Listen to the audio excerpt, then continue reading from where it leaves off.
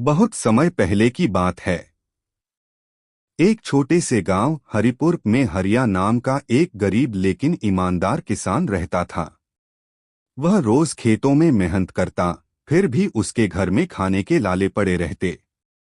पत्नी बीमार थी और बच्चों के पाँव में चप्पल तक नहीं थी।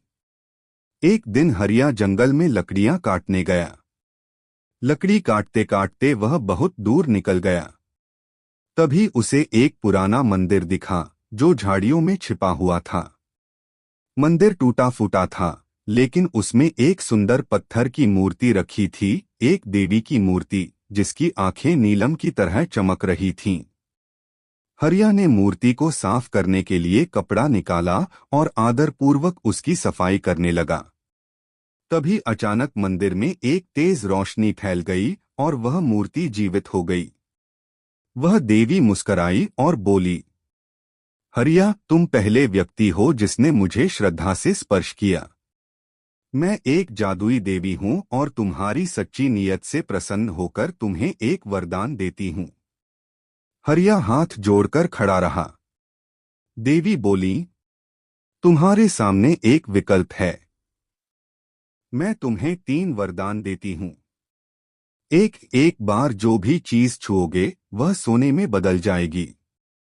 2, एक बार जो चाहोगे वह सीधे तुम्हारे सामने प्रकट हो जाएगा।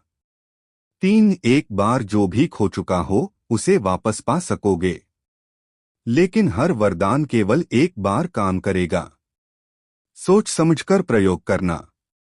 हरिया ने देवी को धन्यवाद दिया और घर लौट आया। पहला वरदान। हरिया ने अपने घर की टूटी झोपड़ी की दीवार को छुआ और वह सोने की बन गई। गांव वाले देखकर चौंक गए। वह अब अमीर हो गया, लेकिन उसका दिल पहले जैसा ही सीधा और दयालु बना रहा।